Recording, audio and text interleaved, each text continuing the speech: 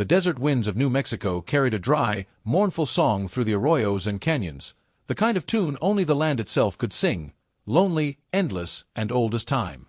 Before he became Billy the Kid, before the newspapers made his name larger than life, he was just a boy, Henry McCarty, wandering the edge of survival, caught between the hard hand of fate and the promise of freedom that danced somewhere beyond the horizon. He was born in the gray slums of New York, where narrow alleyways reeked of smoke and sewage, where horse hooves clattered on cobblestones, and Irish immigrants scraped by in a country that barely wanted them. His mother, Catherine, worked herself raw to keep Henry and his brother clothed and fed. His father was little more than a ghost, a name swallowed by the hunger and sickness of the city. Henry's childhood was not the kind painted in soft colors. It was one of empty bellies, damp walls, and watching his mother's face grow lined long before its time. When he was still a boy, Catherine decided New York offered nothing but graves for her sons. She joined the tide of restless souls who turned their faces westward, chasing whispers of opportunity across the continent. With a few belongings packed into a rickety wagon, she and her 2 boys boarded trains, coaches, and finally ox-drawn carts, until the smoky skyline of New York was replaced by vast plains and skies so wide they seemed to swallow the world. The West was a land of promise, but also a land that tested every dream. By the time the family reached Wichita, Kansas, Catherine's cough was deep and ragged. Still, she pressed onward, her spirit harder than the iron rails carrying them forward. They drifted further, finally settling in the harsh territory of New Mexico, where dry winds whipped dust across the land and every man carried either a Bible, a bottle, or a gun. For a brief time, it seemed they might make it. Catherine found work washing clothes and sewing for ranchers' wives. Henry, wiry and bright-eyed, charmed the neighbors with a crooked grin and quick tongue. But fate was merciless. Consumption gnawed away at Catherine's lungs, leaving her pale and frail, her voice a whisper of what it once had been. By the time Henry turned 14, she was gone, lowered into the stony New Mexico ground beneath a wooden cross. Her death carved a canyon through Henry's heart. The boy stood by her grave, fists clenched, staring at the mound of earth as though willing it to give her back. When the mourners drifted away, Henry lingered, the wind tearing at his clothes, the silence pressing in. He was alone, an orphan in a world that devoured the weak. For a time, he tried to cling to the edges of normal life. He drifted between boarding houses, sometimes taken in by kindly neighbors, sometimes left to fend for himself. He found odd work, sweeping saloons, hauling water, running errands for gamblers too drunk to move. His grin and polite manners earned him favors, but the West was not kind to boys without fathers or land. Respectability was a suit too big for him, slipping off no matter how he tried to wear it. It was hunger that first pushed Henry across the line. One evening, stomach gnawing, he slipped into a Chinese laundry and stole a bundle of clothing. The clothes were far too large, hanging off his thin frame, but they were clean, warm, and free. He wore them with a strange kind of pride. Yet the theft did not go unnoticed. The law came for him, and for the first time, Henry's name was inked into the sheriff's ledger.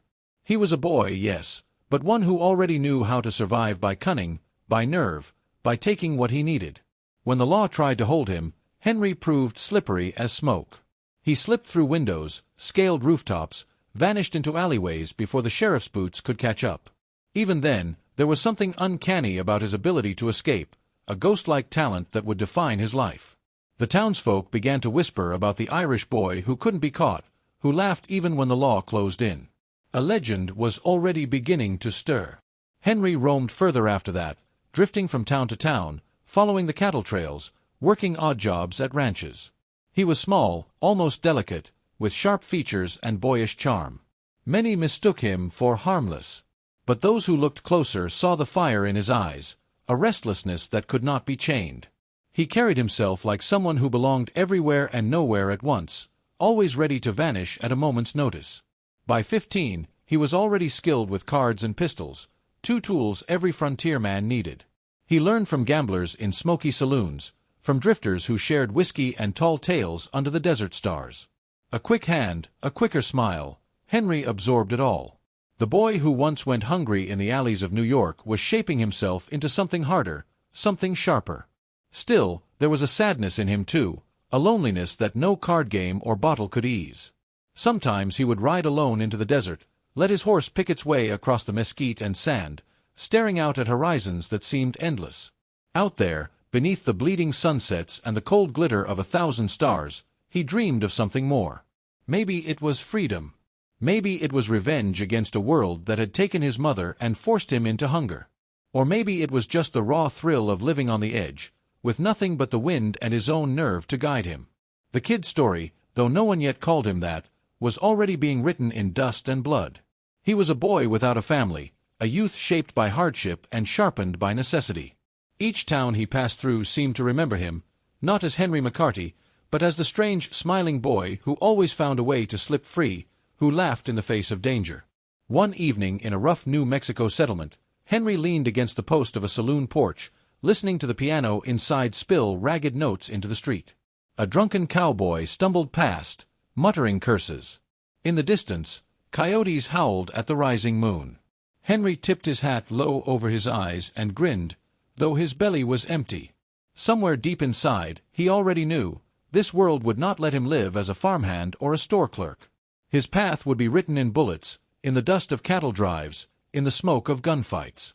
The outlaw was already taking shape. And soon, the world would know his name. This sets up Billy's early years, his childhood, his orphaning, his first thefts, and the emotional weight that would shape him into the infamous kid. The desert doesn't care about names. Out here, men are measured by the weight of their gun hand, the steel in their eyes, and the legend that clings to them like dust. Henry McCarty was learning that fast. By the time he turned 16, the boy who once stole clothes just to keep warm had already begun weaving himself into the fabric of frontier whispers. But it wasn't until he left the name Henry behind that the legend truly took root. They first started calling him Kid because of his face. He had the look of a boy who hadn't yet grown into manhood, smooth cheeks, a thin frame, a smile too crooked and charming to belong to a hardened outlaw. Men twice his age mocked him for it, smirking over whiskey glasses in saloons. But those laughs didn't last long. Henry might have looked harmless, but he had the quick hands of a thief, the quicker draw of a gunfighter, and a fire in him that was dangerous to underestimate.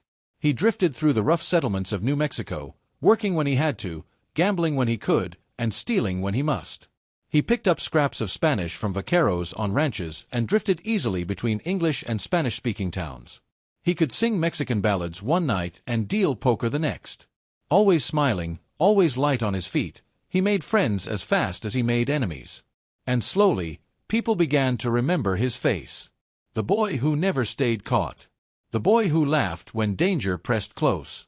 It was in Arizona, though, where Henry crossed the line from petty thief to killer. The story shifts depending on who tells it. Some say it began over a card game, others over a cruel word thrown in the wrong saloon. What's certain is this: a blacksmith named Frank Windy Cahill, a man twice Henry's size, shoved him around one night, calling him a skinny runt, a worthless orphan. The kid's smile didn't fade, but something snapped in him. With fists useless against a man like Cahill, Henry reached for the revolver at his side. The shot cracked like thunder, scattering card players and sending whiskey glasses shattering on the floor. Cahill stumbled, eyes wide, before collapsing in the dirt. Henry's ears rang, his heart pounding as though it might burst from his chest. It was his first killing. The saloon went dead silent, save for the wheeze of the dying blacksmith. Henry, still just a boy, stood over the body with the gun trembling in his hands. For a moment, his crooked grin faltered. He had crossed a threshold that could never be uncrossed. The laughter, the charm, the boyish tricks, all of it was gone now, replaced by the weight of blood on his hands. When the silence broke, it wasn't with shouts of anger, but with whispers. The kid shot a man. The kid. That night, Henry McCarty vanished. In his place stood Billy the Kid. He fled Arizona, riding hard across the desert, the stars cold and sharp above him. The desert wind bit his skin, carrying with it the knowledge that he could never again go back to being just another drifter. The law would come. His name would be written into wanted posters. He would be hunted, not pitted. And yet, something about it exhilarated him. For the first time in his life, people feared his name. By the time he reached New Mexico again, the kid had settled into his new identity like a second skin. He wore his hat low, his revolvers high, and carried himself with the swagger of someone who'd faced death and come out smiling. Stories about him began to spread, Some true, many exaggerated. They said he could draw faster than lightning, that he could vanish into the desert like a ghost, that he laughed even with guns pointed at his chest. The West was a land hungry for legends, and Billy the Kid was feeding it. But legends come with a cost. Wherever he rode, trouble followed. Ranchers eyed him with suspicion. Sheriffs kept a wary hand near their holsters. And yet, the Kid's charm was impossible to deny. Women in saloon doorways watched him with curious smiles, gamblers welcomed him to their tables, and poor ranch hands admired the boy who dared to stand up against men larger, richer, and more powerful. Billy thrived in that half-shadow between outlaw and folk hero. He wasn't just running anymore. He was becoming something larger, something untouchable. And yet, deep down, he was still that orphan boy standing by his mother's grave, fists clenched against a world that had stolen too much from him. The grin, the laughter, the bravado, it was all armor. Armor forged by hunger, loneliness, and the bitter taste of loss. Every step deeper into outlaw life brought him closer to the fate he couldn't yet see, the lawmen, the betrayals, the bullets waiting in the shadows. But for now, Billy the Kid rode free beneath the endless desert sky, his name whispered in every saloon, his legend growing with every mile. The Kid had been born. And soon, the whole West would learn to fear him. Billy has just embraced the outlaw identity. He then will dive into first blood in New Mexico's wars, the Lincoln County brewing storm, and his reputation as a gunfighter truly taking form. The desert was a place of silence, but Billy's mind never rested. Each hoofbeat of his horse echoed with the memory of Frank Cahill's fall, the wide eyes, the shocked gasp, the way the man's body crumpled into the dirt. Billy tried to shake it off with his trademark grin, but when the nights grew cold and still, the memory pressed against him like a ghost. He was a boy who had crossed a line, and the West knew it. In the rough border towns and smoky saloons, whispers followed him like a trail of gunpowder. The Kid shot a man. Barely 16 and already spilled blood. Some said he was reckless, others that he was destined for greatness, or infamy. Billy couldn't tell the difference anymore. Everywhere he went, the law lingered close behind. Wanted posters began to appear, nailed to crooked boards outside dusty sheriff's offices. Wanted, Henry McCarty, alias Kid. For murder. The sketches barely captured him, the boyish grin too soft to strike fear. And yet, the bounty grew with each telling of his story. But Billy wasn't one to hide in shadows for long. His grin returned, his laughter filled the saloons, and his revolver rested loose in his holster. He had survived his first kill, and now the desert felt like it belonged to him. To survive, Billy turned to rustling. The frontier was a land of cattle and horses, fortunes walking on four legs. A boy with quick hands and quicker feet could make a living moving what didn't belong to him. He fell in with drifters, vaqueros, and outlaws, men who lived on whiskey, dust, and the constant rattle of danger. The Kid's charm made him a natural fit. Around campfires, he laughed and told stories, strumming a borrowed guitar under the stars. But when steel was drawn, he was all business. His revolver sang in those moments, sharp, sudden, merciless. Still, Billy wasn't cruel. Those who knew him swore he only drew when he had no choice, that he spared the weak, that he split stolen beef with hungry families along the trail. The truth was harder to pin down. The Kid walked the line between outlaw and folk hero, never fully belonging to either side. It was during this time that his legend began to swell beyond the simple tale of a boy killer. Rumors claimed he could hit a silver dollar tossed in the air, that he could mount a horse and fire 6 shots before his boots hit the stirrups. In reality, Billy was no magician, but he was fast. Faster than most men had ever seen. And that speed kept him alive. Billy's second kill came not long after, and it sealed his reputation. In the New Mexico settlement where he drifted next, an argument broke out at a cantina. The details are lost to time. Some say it was over a poker hand, others that it was a dispute about cattle. What's certain is that a man named Joe Grant, a drunk and mean-spirited cowhand, threatened Billy with a pistol. Grant didn't know the Kid well. He saw only a wiry boy with a grin too wide for the room. He underestimated him, like so many would. Billy, ever the trickster, asked to see Grant's gun, admiring it as though he were impressed. When Grant wasn't looking, Billy spun the chamber, leaving it empty on the next pull. Moments later, Grant raised the weapon and pulled the trigger. Click. Nothing. Billy's grin flashed like lightning. In the same instant, his revolver cleared its holster and barked fire. Grant dropped to the floor, dead before his drink hit the ground. The saloon fell silent. Men stared, wide-eyed, at the boy who had just outsmarted death itself. Billy holstered his gun, tipped his hat with a crooked smile, and walked out into the desert night. From that moment on, Billy wasn't just a wanted man. He was a legend in the making. Tales of his cunning spread faster than the desert wind. Mothers scolded their sons with warnings, "Don't you end up like Billy the Kid." Ranch hands whispered admiration around their fires. "The boy can outdraw the devil himself." Yet for Billy, the killings were more than stories. Each one weighed on him, though he never let it show. Behind the laughter, behind the jokes and songs, a darker truth simmered. He was becoming what the world believed him to be. He wasn't Henry McCarty anymore. That boy had died with his mother. What remained was Billy the Kid, an outlaw born of hunger, grief, and the gunpowder smoke of two dead men. The Kid's trail led him deeper into New Mexico, where a storm was brewing that would shape his destiny, the Lincoln County War. A battle not just of bullets, but of greed, cattle, and the clash of powerful men who treated the territory like their personal chessboard. Billy was about to be swept into a conflict far bigger than himself. But for now, he rode on, the desert stretching endless before him, the stars sharp and cold above. His legend was growing, his enemies multiplying, and the law tightening its grip. And as his horse carried him into the night, Billy couldn't help but laugh. For in the Wild West, life was short, but legend could last forever. Billy's killings have cemented his outlaw name, and now he's on a collision course with the Lincoln County War, the crucible that will make or break his legend. The sun hung low over New Mexico, painting the desert sky in shades of fire and blood. Dust swirled in the streets of Lincoln, a town that seemed too small and quiet to hold the weight of the storm about to break. The war wasn't fought with flags or armies. It was fought with greed, power, and bullets, and Billy the Kid was caught in the middle of it all.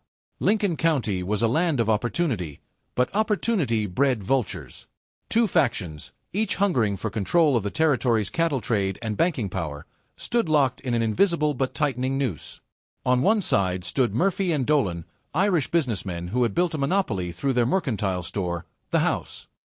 On the other side rose John Tunstall, a young, ambitious English rancher with dreams of breaking that monopoly and carving out a fairer deal for ranchers and settlers.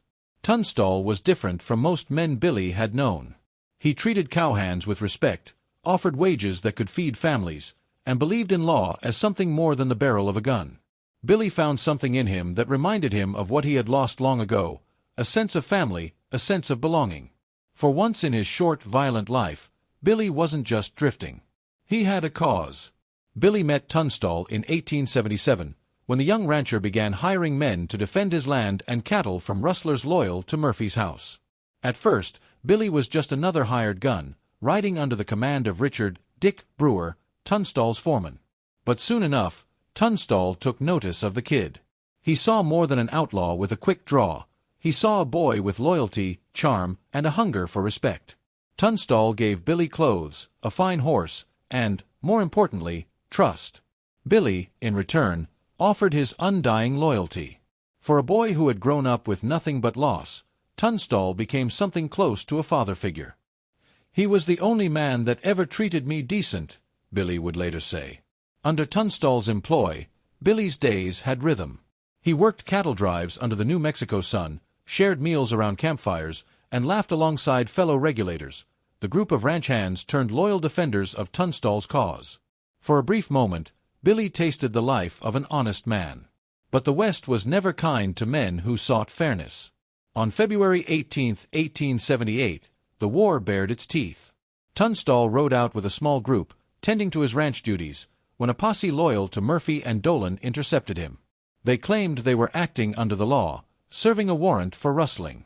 But the truth was darker. The House wanted Tunstall gone, and they had the guns to do it. Billy wasn't with him that day. Fate had placed him elsewhere, but when word came back, it was like a shot through his chest. Tunstall was dead.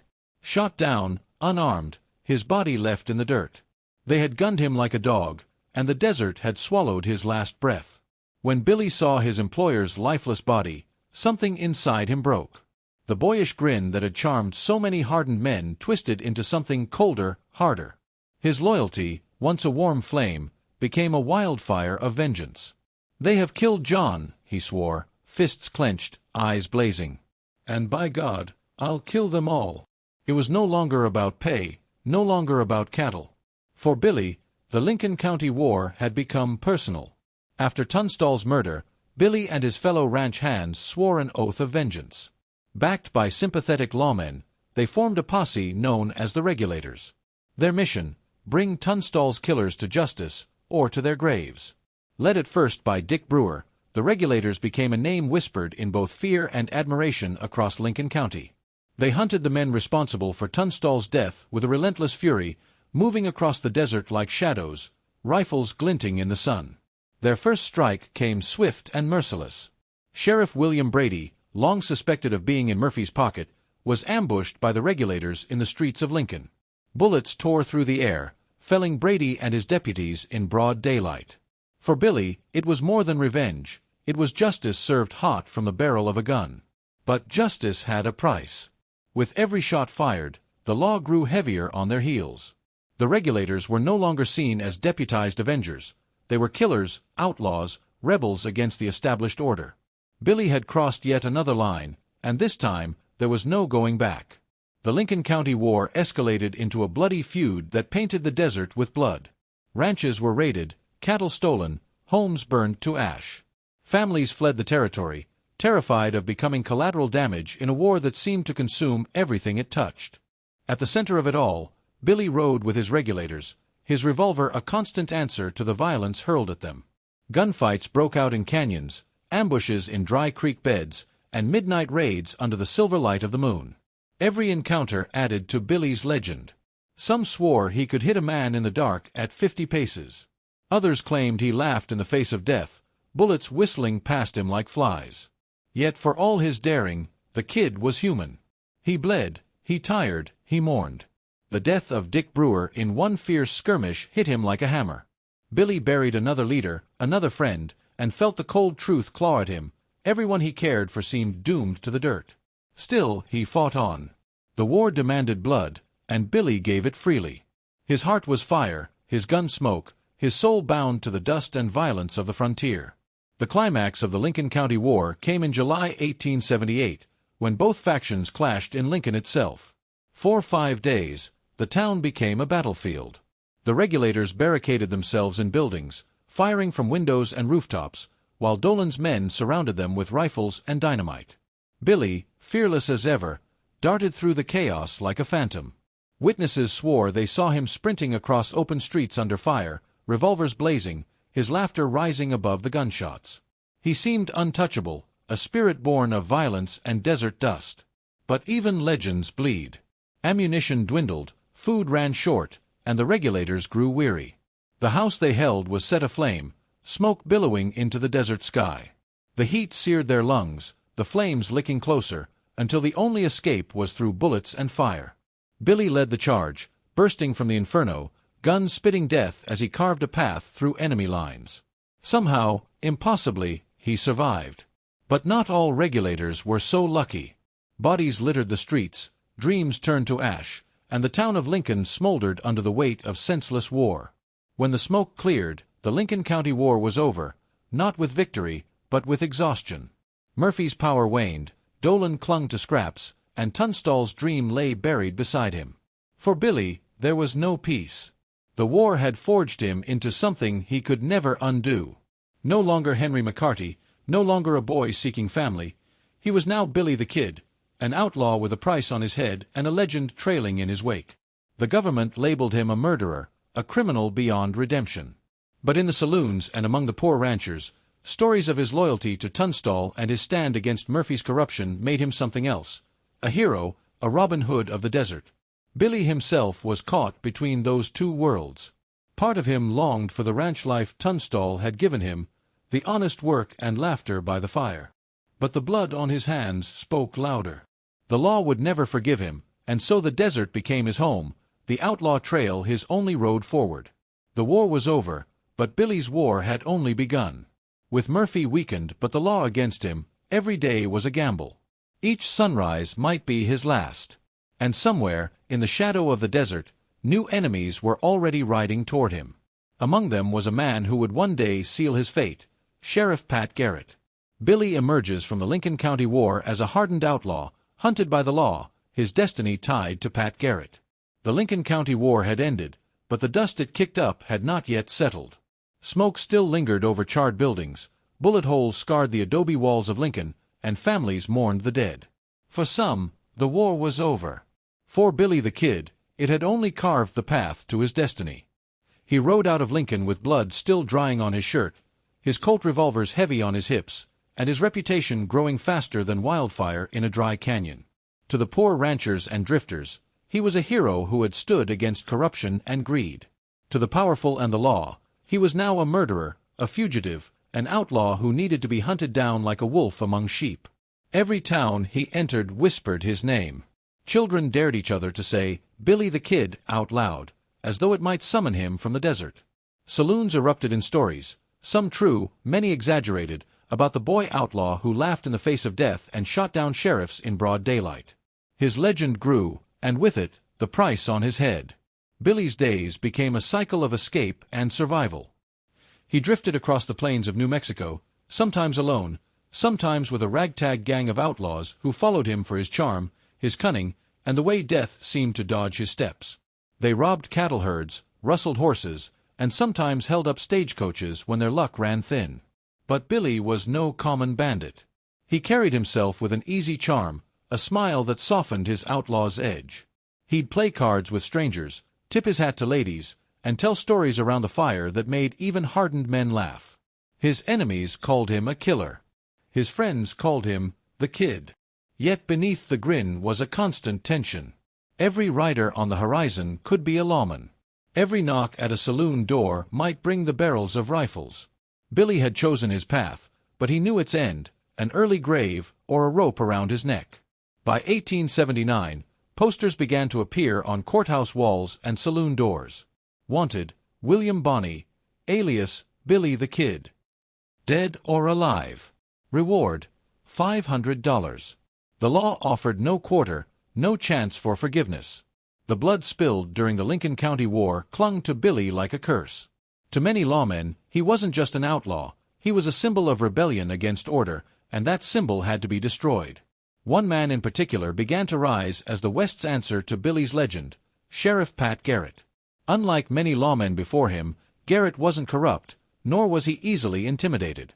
Tall, steady, and calculating, Garrett was everything Billy wasn't, methodical where the Kid was reckless, disciplined where the Kid was wild.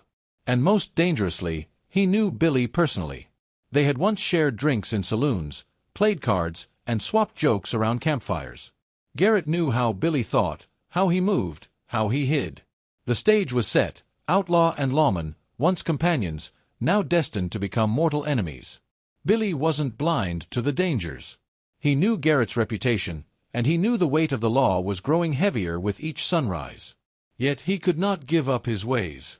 Rustling cattle and horses wasn't just survival, it was defiance, a way to thumb his nose at the men who wanted him shackled. The Kid rode with a band of loyal outlaws, men who laughed at death as easily as he did, Tom O'Folliard, Charlie Baudry, and a handful of others. Together they carved their names into the deserts of New Mexico. They'd raid cattle herds under starlit skies, guns drawn against ranch hands too scared to resist. They'd ride into towns, spend their loot on whiskey and women, and vanish into the night before dawn. Every heist, every gunfight added to Billy's legend. The story spread farther than the truth, painting him as a ghostly figure who could slip through bullets, a laughing outlaw who never missed his mark. But behind the legend was a young man barely in his 20s, weighed down by a life that seemed to only give him two choices, run or fight. One cold evening, Billy and his gang rode into White Oaks, a bustling mining town. Word traveled fast, too fast. By the time they entered the saloon, lawmen and armed citizens had already gathered. The piano stopped playing. Dice froze in gamblers' hands. The saloon's air turned thick with silence as the Kid stepped through the doors, his spurs jangling like ominous bells. "Evenin', gents," Billy said, flashing that trademark grin. "Ain't no need for trouble." But trouble had already found him. Within minutes, Rifles were pointed his way. Shouts rang out for him to surrender. Billy's hand hovered near his revolver, his eyes darting from face to face, calculating, reading the fear and hesitation. Then, like lightning, he drew. Gunfire exploded in the confined saloon, smoke filling the air. Glass shattered, men shouted, and when the smoke cleared, Billy was gone, vanished into the desert night. Some swore he disappeared like a phantom. Others claimed he rode through a hail of bullets laughing. The truth was simpler. Billy was fast, cunning, and lucky. But every escape tightened the noose. White Oaks proved he was no longer just running from the law, he was at war with it. Garrett was appointed sheriff in 1880, and with that badge came a singular mission: bring in Billy the Kid. Dead or alive. Garrett wasted no time, forming a posse of seasoned gunmen to hunt the Kid across the New Mexico desert. The chase was relentless. Garrett's men tracked footprints through canyons, found campfires still warm, and questioned ranchers who had fed the Kid's gang. Each time, Billy was one step ahead, his laughter lingering in the wind like a taunt. But even Billy's luck wasn't endless. One by one, the men who rode with him began to fall. Some were gunned down in skirmishes, others captured and jailed. The gang that once thundered across the plains began to dwindle, leaving Billy increasingly isolated. The end came for Tom O'Folliard on a cold December night. Garrett's posse ambushed Billy's gang near Fort Sumner. Gunfire lit up the darkness, bullets hissing through the freezing air. Billy and his men tried to escape, but Tom was hit in the chest. Billy pulled his friend into the shadows, cradling him as the life drained from his eyes. Tom, once full of laughter and loyalty, lay dying in Billy's arms. "You'll be fine, Tom," Billy whispered, though he knew it was a lie. Tom's last breath steamed in the night air, and with it, Billy felt another piece of his soul torn away. The outlaw who once laughed at death now felt its weight pressing harder. His gang was shrinking, his enemies growing, and his fate tightening like a noose around his neck. Still, he couldn't stop. He wouldn't stop. By the spring of 1881, Billy's life was a desperate dance with fate. He was hunted not just by Garrett, but by the inevitability of his legend. Every outlaw who ever rose in the West eventually fell, cut down by a faster gun or betrayed by a friend. Garrett, patient and methodical, continued to close the distance. He wasn't chasing a ghost, though the stories painted Billy as one. He was chasing a boy, a clever, daring, reckless boy who couldn't outrun destiny forever. Billy, for all his charm and bravado, knew it too. Nights by the campfire grew quieter, his laughter shorter, his eyes darker. He'd tell stories, strum a guitar, sing songs with his remaining friends, but always with that edge of awareness that tomorrow might never come. The desert winds whispered of the inevitable. Billy the Kid, outlaw and legend, was running out of time. His gang was gone, his enemies multiplied, and Pat Garrett's shadow stretched across the horizon. Soon, the hunter and the hunted would meet. And when they did, the desert would decide whose name lived on in legend. The winter wind tore across the plains of New Mexico like a wolf's howl, carrying with it the scent of death. By the close of 1880, Billy the Kid was a name known in every dusty saloon, every cattle camp, every sheriff's office from Texas to Colorado. He was no longer just an outlaw. He was a legend, a ghost who slipped through gunfights unharmed, a boy whose smile was as quick as his trigger finger. But legends could not outrun fate, and the noose was tightening. Sheriff Pat Garrett had sworn to bring him down. Unlike other lawmen, Garrett wasn't chasing a payday or political favor. He knew Billy, the boy's charm, his reckless courage, the way he could talk himself out of almost anything. Garrett had shared whiskey with him once, laughed at his jokes, maybe even liked him. That made him dangerous. To bring down Billy, Garrett needed more than guns. He needed patience, strategy, and the cold resolve to hunt not a phantom, but a man. After the death of Tom O'Folliard, Billy's world shrank. The gang that had once thundered across New Mexico like a storm was now reduced to a handful of weary men. Charlie Beaudre still rode with him, loyal to the end, but even Charlie had begun to show signs of doubt. Nights by the fire grew quieter. Laughter had faded, replaced by tense whispers of ambushes and betrayal. Billy felt it in his bones. The world was closing in. He still rustled cattle when he could, still rode into towns with that easy smile, but his eyes were always scanning the horizon, always watching for shadows that moved too carefully. His legend had made him untouchable in some ways, yet it also painted a target on his back larger than any outlaw before him. By December of 1880, Billy had holed up with his dwindling gang at a small hideout near Stinking Springs, a desolate spot named for the foul-smelling water that seeped from the ground. The air was heavy with the stench, but for Billy, it was just another outlaw's den, a place to rest, to plan, to pretend for one more night that the law wasn't breathing down his neck. But Pat Garrett was coming. Garrett had gathered a posse of seasoned men, trackers and gunmen who had no illusions about Billy's charm. They weren't chasing the boy, they were chasing the legend, and they knew the only way to end it was with bullets or chains.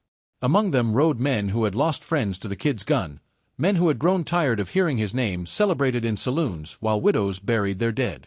The sheriff's posse moved with calculated silence, tracking hoofprints across frozen ground, finding ashes of campfires still warm.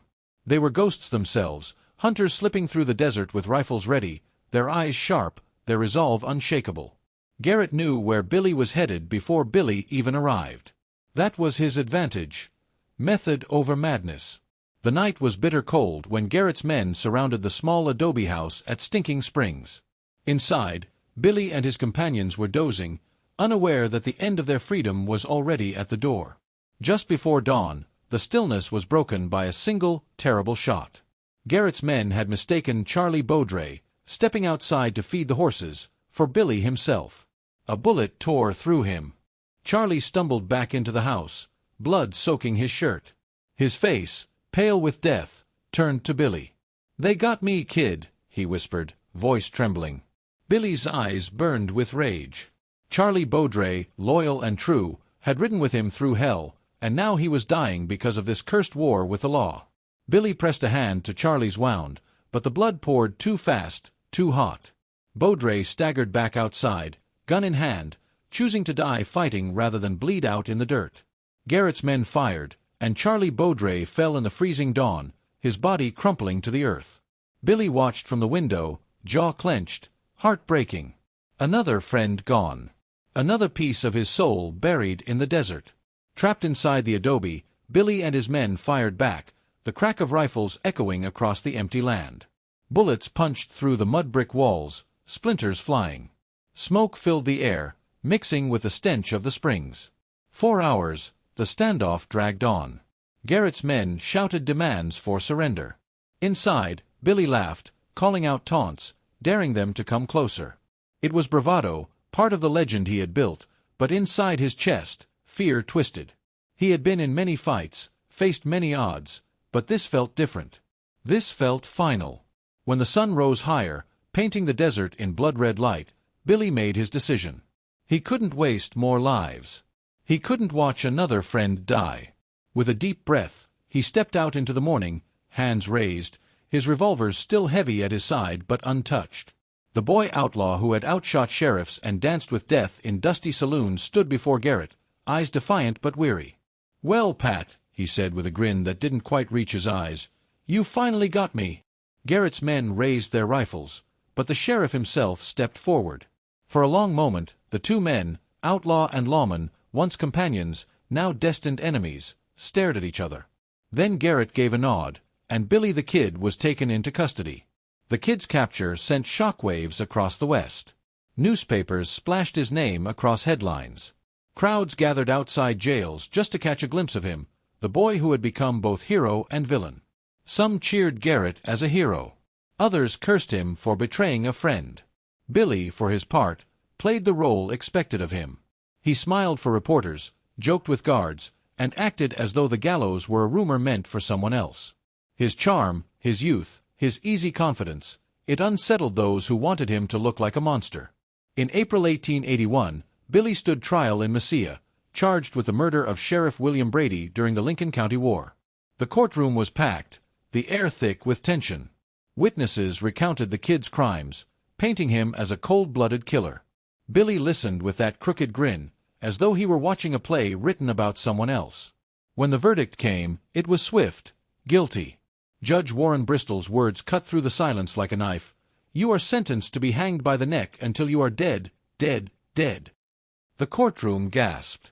Billy's grin faltered, if only for a moment. The boy who had cheated death so many times now had a date with the gallows. Billy was returned to Lincoln, the very town where his legend had first been carved in blood and fire. He was shackled, guarded night and day, locked in the old courthouse under the watchful eyes of Sheriff Garrett's men. The gallows awaited him, the rope already prepared.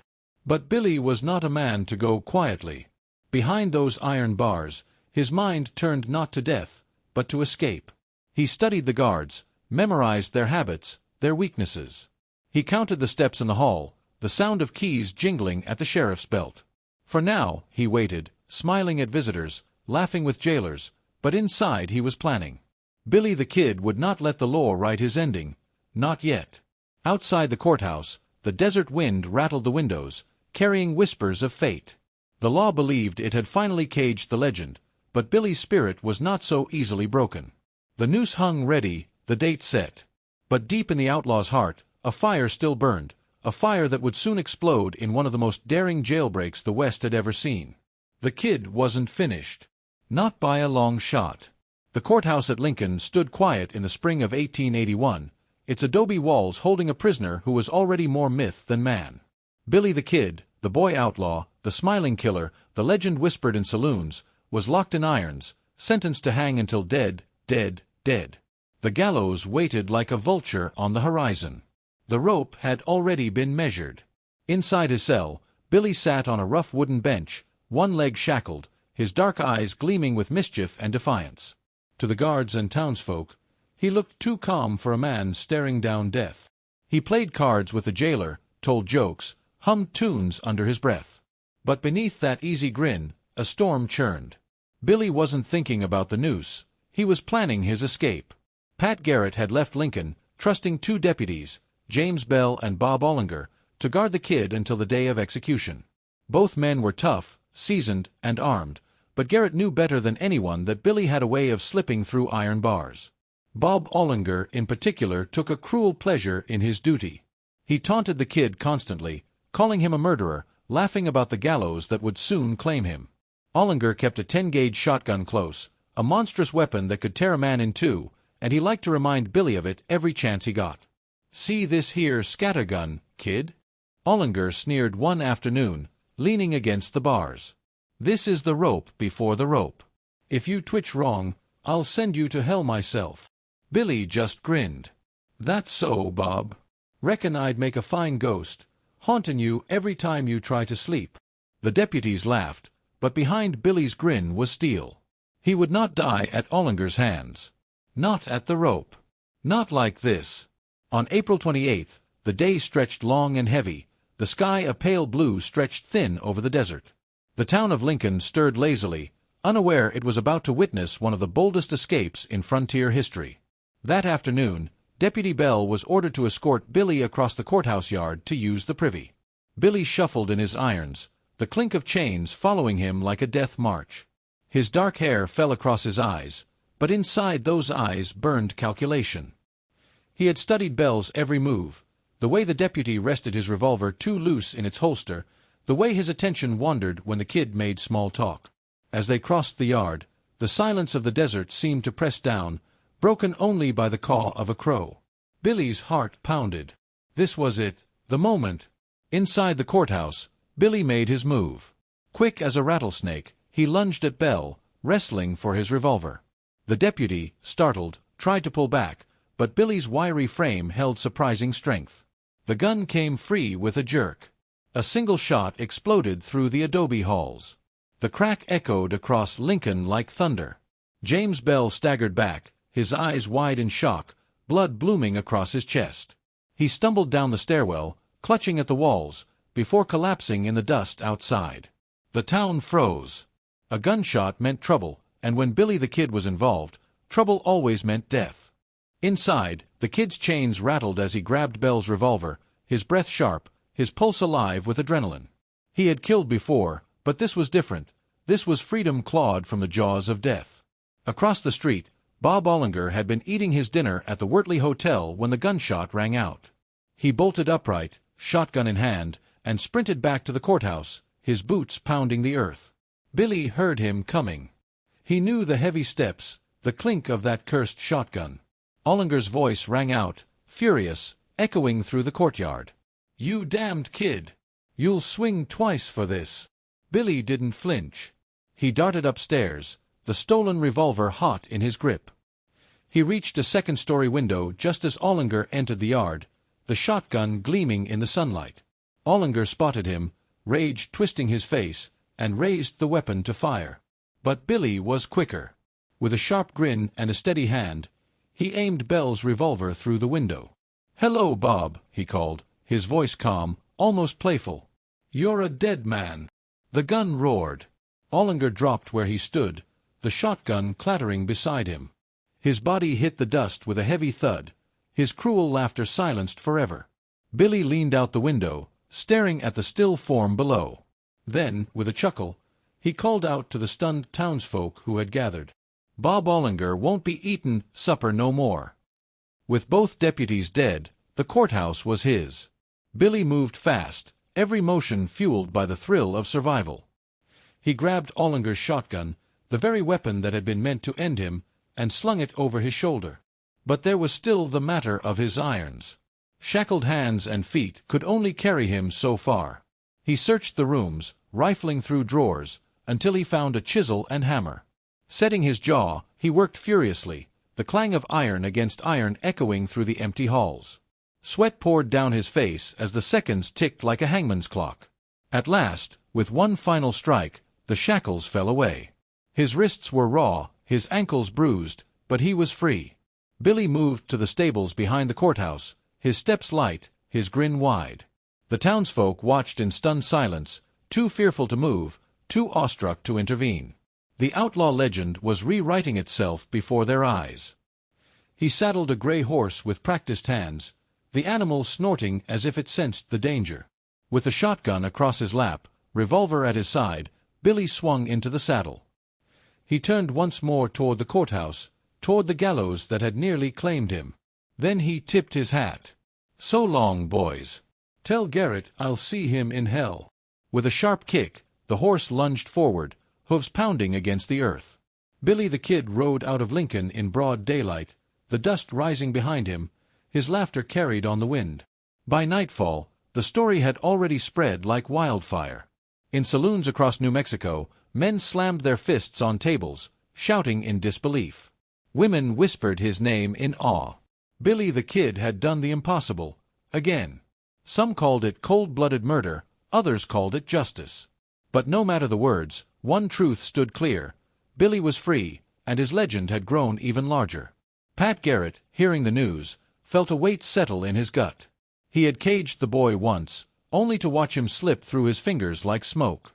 Now the chase would begin anew, and this time it could only end one way. As Billy thundered across the desert under a blanket of stars, his heart raced with triumph. Yet even he knew the truth. Freedom was fleeting. Somewhere out there, Pat Garrett was already saddling his horse, gathering his men, swearing that the Kid would not escape again. The final duel was coming. The Kid could outrun bullets, outrun the law, but could he outrun fate? The desert wind carried his laughter into the night, but beneath it lingered a shadow, the whisper of death on the horizon. The Kid had done it again. The jailbreak at Lincoln was already being told in every dusty saloon from El Paso to Dodge City. Billy the Kid, shackled for the gallows, had shot down his guards and ridden off laughing, free as a hawk. To some he was a devil, cursed by God, to others he was a folk hero, the very spirit of rebellion. But for Billy, freedom was not a legend, it was a heartbeat, fragile and fleeting. He knew that every outlaw tale ended in blood. Still, with the desert stretching wide and the stars glittering above, he rode like a man who had cheated fate itself. After his daring escape, Billy drifted through the barren hills and mesquite plains of New Mexico, always one step ahead of Garrett's men. He found shelter with old friends, vaqueros, ranchers, women who admired his charm, and wherever he stopped, he was greeted with awe. The outlaw had become a phantom, untouchable, unstoppable. In the quiet moments, though, he felt the weight of it. Nights under the desert sky, he would lie awake by the fire, staring at the stars, wondering how long luck would keep riding with him. His laughter around the campfire always rang a little too loud, a little too forced, as if he knew the silence might be his last companion. The land itself seemed to share his unease. The sun was merciless, bleaching the desert bones white. Dust storms howled across the plains, swallowing up cattle trails. In that harsh world, Billy thrived like a wild creature, always moving, never still. Yet each time he looked back, he half expected to see Garrett's silhouette rising out of the heat haze, rifle in hand. Fort Sumner became his favorite refuge. There, among the Hispanic community who admired him as a Robin Hood figure, Billy could laugh again, play cards, strum a guitar, and dance with dark-eyed senoritas who whispered that he was too young, too handsome, to be damned. One such night, the music drifted out of a small adobe house, lanterns glowing against the desert dark. Billy leaned against the doorway, hat tipped low, guitar in hand, his voice carrying through the crowd. He smiled, and for a moment, he looked not like an outlaw, but like a boy no older than 21, caught in the golden glow of youth. But behind the laughter, there were shadows. Every knock at the door, every hoofbeat in the distance, every sudden silence in the room made him tense. The people of Fort Sumner gave him bread and shelter, but they could not protect him from fate. He was both guest and ghost, celebrated and mourned in the same breath. Meanwhile, Pat Garrett sharpened his resolve. He had been embarrassed once, made a fool of by the kid's escape, and he would not allow it again. From town to town, Garrett gathered his posse, riding hard across the mesas and arroyos, following whispers and half-truths. Everywhere he went, the stories contradicted one another. Some swore they'd seen Billy riding south, others said he'd headed north for Colorado. One rancher claimed the kid had slipped past his land laughing, while another insisted Billy was dead already, shot by Apaches. But Garrett knew better. The kid was alive. The kid was watching. Each sunrise found Garrett more determined.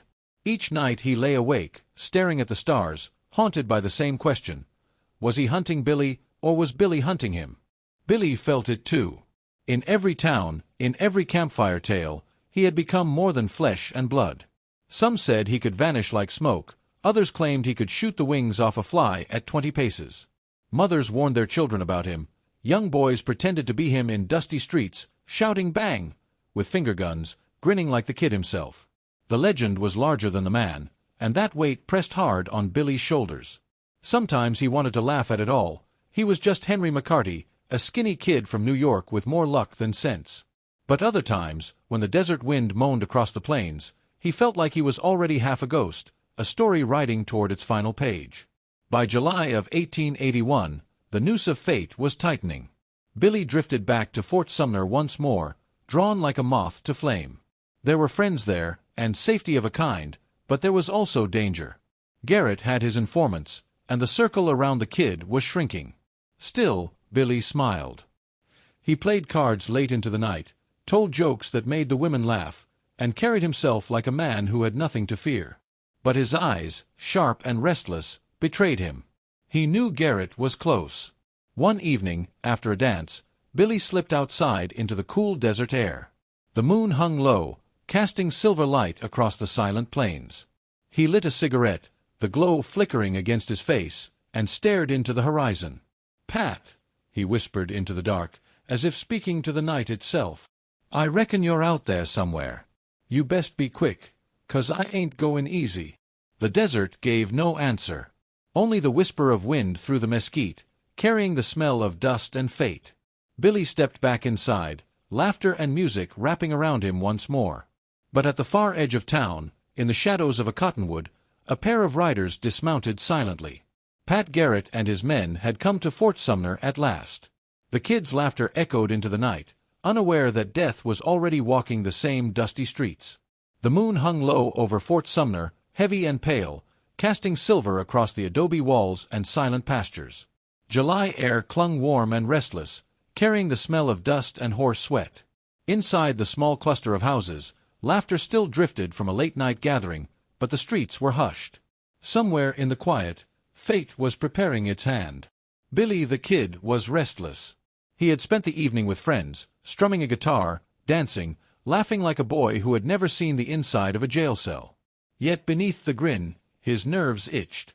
He felt it in the pit of his stomach, like the desert before a storm, all stillness and dread. Around midnight, Billy slipped out into the night. Barefoot, his hat tipped low, a revolver at his hip, he wandered toward Pete Maxwell's house. Pete had been an old acquaintance, sometimes ally, sometimes rival. Billy didn't trust him completely, but tonight he was hungry, and he knew Maxwell kept fresh beef hanging in his quarters. The kid walked with a cat's quiet grace, every step careful on the dusty ground. The moon washed him in silver, his shadow long against the adobe walls. Inside Pete Maxwell's house, however, another shadow already waited. Pat Garrett had arrived. Garrett and his men had slipped into Fort Sumner earlier that night, guided by whispers and half-betrayals. He was weary from the hunt, his face drawn, eyes sharp with the knowledge that tonight could be the end of it. He had tracked Billy too long to falter now. When they reached Pete Maxwell's home, Garrett had left his deputies outside and entered alone. Maxwell, surprised and uneasy, had admitted him. Inside the dimly lit room, Garrett sat in silence, waiting. His Colt rested heavy on his knee, his breathing slow. He knew Billy could arrive at any moment. The house was thick with shadows, the lantern light faint. Outside, crickets chirped, and the sound of distant laughter drifted like an echo from another world. Garrett's jaw tightened. He would end the legend tonight. Billy, barefoot and unhurried, stepped onto the porch. The house was quiet, darker than usual, but he paid little mind. He slipped through the door, his revolver drawn loosely in his hand. His voice was low, casual, yet alert. "Pete. Donde estás, Pete?" The Spanish words floated through the darkness. Garrett's heart hammered. He knew that voice.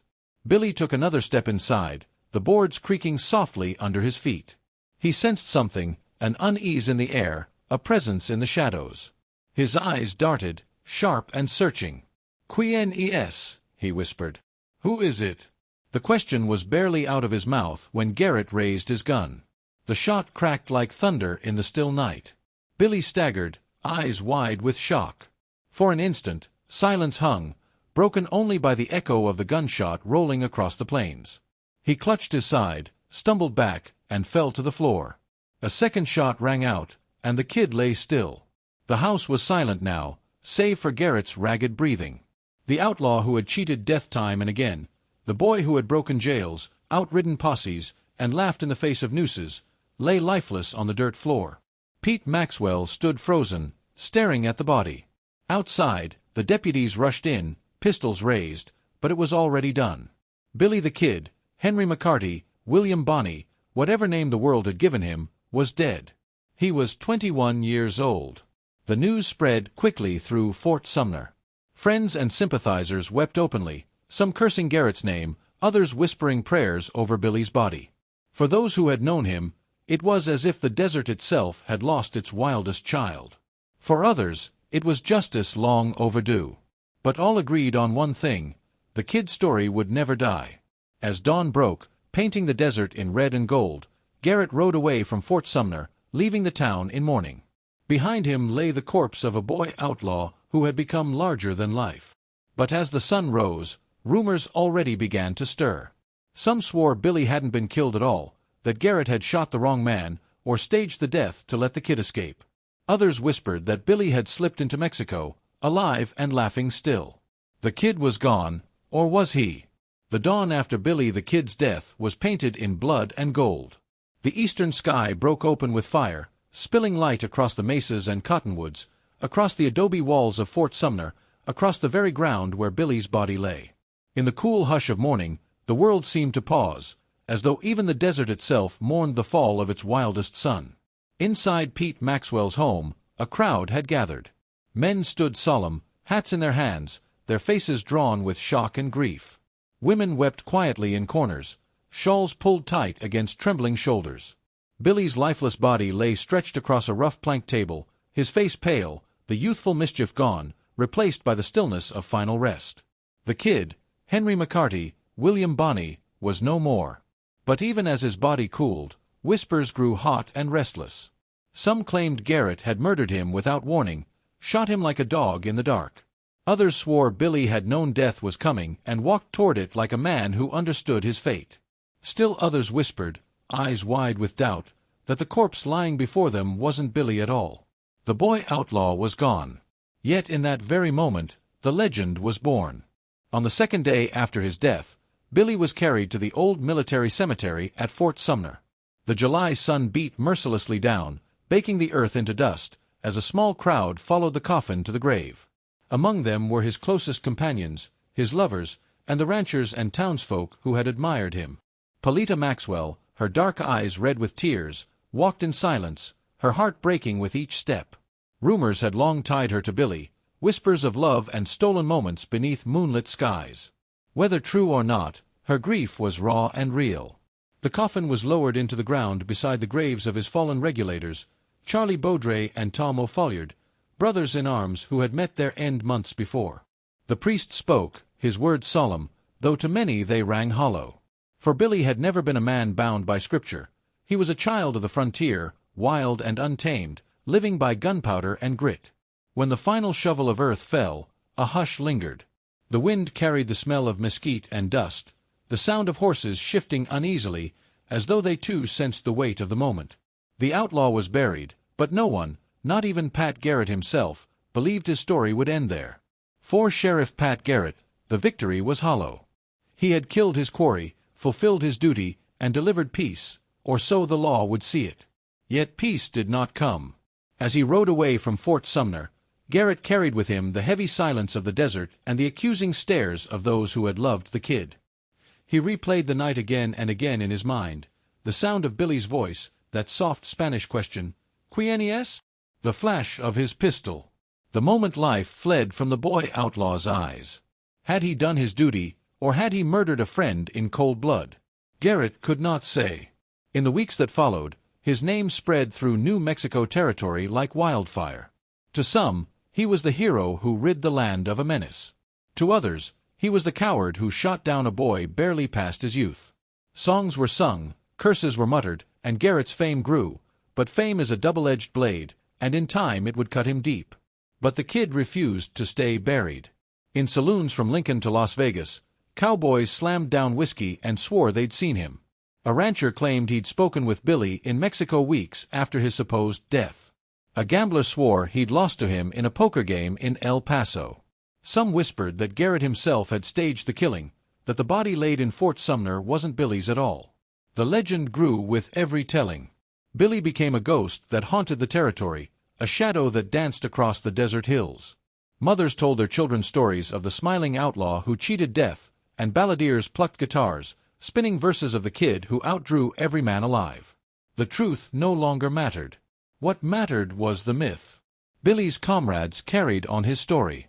The regulators, those who had once fought beside him in the Lincoln County War, spoke of his courage, his loyalty, his smile that masked a restless spirit. They told tales of how he could ride 100 miles without rest, how he laughed in the face of posses, how he could charm a room one moment and drop a man in a duel the next. To them, Billy was no mere outlaw. He was a symbol, a boy who rose from nothing, an orphan who carved his name in the dust and dared to stand against the powerful. He was a reminder that even in a world ruled by cattle barons and corrupt sheriffs, a single gun and a wild heart could shake the ground. In the years that followed, Billy's name traveled far beyond the desert. Writers picked up his tale, dressing it in ink and paper, turning fact into legend. Songs were sung in frontier saloons, painting the kid as a Robin Hood figure, a lover of the poor, a fearless fighter. Newspapers argued over his body count. Was it 4 men, or 21, one for every year of his life? Pat Garrett himself published a book, The Authentic Life of Billy the Kid, hoping to cement the truth. Yet the book, riddled with exaggerations and half-truths, only added fuel to the fire. For every page that condemned Billy as a ruthless murderer, another painted him as a tragic hero. The kid was no longer a man. He had become a story, and stories never die. Years turned to decades, and still the kid's shadow lingered. Cowboys rode with his name on their lips, whispering of his daring escapes, his laughter, his charm. Children played games where one pretended to be the kid, the other Pat Garrett. And always, the question remained, did he really die that night in Fort Sumner? Or had he slipped away, free as ever, into the wide deserts of Mexico? Some swore they knew the answer. A man named Brushy Bill Roberts would one day claim to be Billy himself, old but unbroken, stepping from the shadows to demand a pardon. Others dismissed it as madness. But the very fact that the claim was believed by many proved what had already been written in dust and blood. Billy the Kid could never truly die. Picture it now, the desert at dusk, the sun sinking into the horizon, painting the sky in crimson fire. A lone rider cuts across the plains, a hat tipped low, a revolver at his side, laughter carried by the wind. Some say it is just the memory of a boy who died too young. Others say it is the spirit of freedom itself, forever unchained, forever untamed. Billy the Kid, Henry McCarty, William Bonney, the outlaw, the legend, remains etched in the soul of the West. He was not the first gunslinger, nor the last, but he was the one who captured the world's imagination. A boy with a crooked grin and a deadly aim, who defied the law, cheated the hangman, and rode into eternity. He lived fast. He died young. But his story will never rest. And so the tale ends where it began, in dust, in blood, in legend. The kid lies buried in Fort Sumner, or perhaps he rides still beneath the desert moon. No one can say for certain. But the West remembers, and always will. For in the heart of every outlaw song, in the whisper of wind across the plains, in the gun smoke of every duel at dawn, the kid's spirit lingers. Smiling, daring, forever free. Billy the Kid is dead. Long live Billy the Kid.